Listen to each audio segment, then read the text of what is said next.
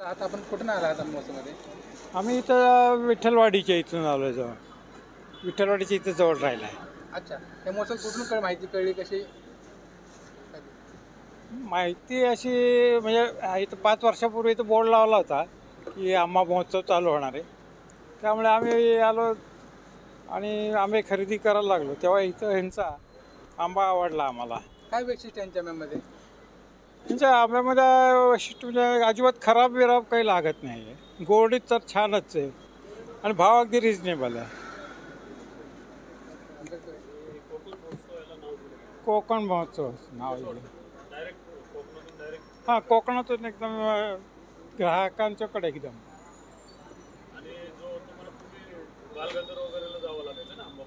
रोडच्या आंबे नाही? हां, त्या बालगंधरच्या मागच्या बाजूला होता, पण तो म्हणजे महाग होता फार. हे असे आंबे पाहिजे, केशरी म्हणावं. हे ओरिजिनल आंबे, काकाचा अनुभव दाखवा. असे केशरी केशरी आंबे ओरिजिनल म्हणजे रंग पण असा गोड असा, म्हणजे बघितल्यानंतर तोंडाला पाणी सुटेल असं. म्हणजे हा आंबा बाहेरचा मग काय फरक वाटतो? बाहेर असा पिवळा असतो, हा केशरी आहे.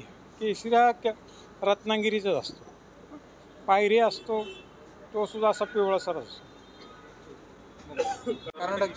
कर्नाटकचे असतात, पण ते पिवळे असतात आणि जरा पोटाला उष्ण असतात. हे उष्ण नसतात, हे पोटाला जरा थंडच असतं.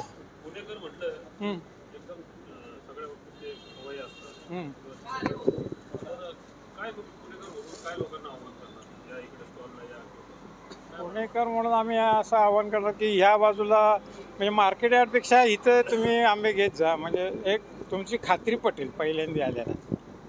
इथे खात्री पटली कायम ते तुम्ही इथं येत आलं. मी जसं येतं स्टॉलवरच गेली 5-6 वर्ष तुम्ही येत आहे ना. बाकी कुठे आम्ही विचारत सुद्धा नाही, इथंच येतो कुरदेवचं आणि मग इथंच खरेदी करतो.